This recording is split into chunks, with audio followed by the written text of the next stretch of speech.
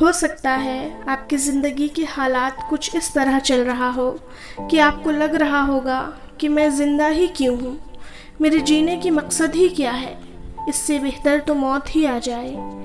کوئی راہ نظر نہیں آ رہی ہوگی، دل اندر سے تڑپ رہا ہوگا، آہ بھی نکل رہی ہوگی، آنکھیں رو رو کر بے حال بھی ہو رہی ہوں گی۔ سمجھ نہیں آ رہا ہوگا کہ آخر کیا ہو رہا ہے، کیوں ہو رہا ہے۔ یہی وہ وقت ہے جب آپ کا امتحان ہوگا، یہی پتہ چلے گا کہ واقعی کتنا توکل ہے آپ کو اپنے رب پر۔ یہی وہ مقام ہوگا جب پتہ لگے گا کہ آپ کا اللہ تعالیٰ پر یقین کیسا ہے۔ یہاں سے آپ کون سا راستہ لیتے ہو، صبر کا، توکل کا، یا پھر اللہ سے دوری کا۔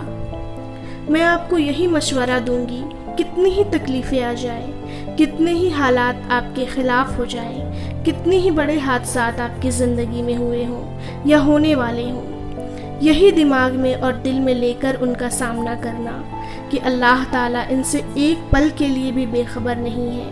اسے سب پتہ ہے کہ یہ چیزیں آپ کو کیسی کیسی اذیتیں، تکلیفیں پہنچا رہی ہیں۔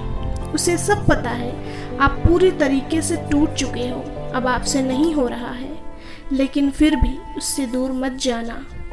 اللہ پاک صرف آپ کے ٹیسٹ لے رہا ہے، اس کے پیچھے اتنے خوبصورت خوبصورت فیصلے چھپے ہیں کہ جب وہ آپ کو وقت آنے پر عطا کرے گا تو آپ کی آنکھیں خوشی سے نم ہو جائیں گی اور آپ بولو گے، اچھا تو اس کے پیچھے اللہ تعالیٰ کی یہ حکمتیں چھپی تھی۔